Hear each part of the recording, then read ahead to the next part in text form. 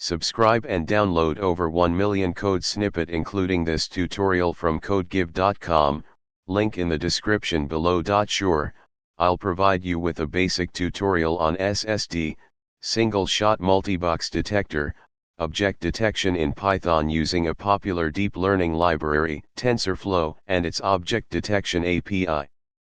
Please note that you need to have TensorFlow and other required dependencies installed before starting.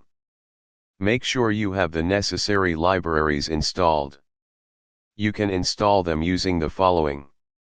This will download the TensorFlow models repository, which contains the object detection API. Compile the Protobuf files in the models/research directory. Download a pre-trained SSD model and a dataset for testing.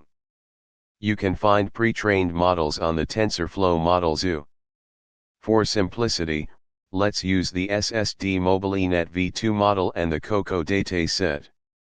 Create a Python script, example ssd_object_detection.py, and add the following code.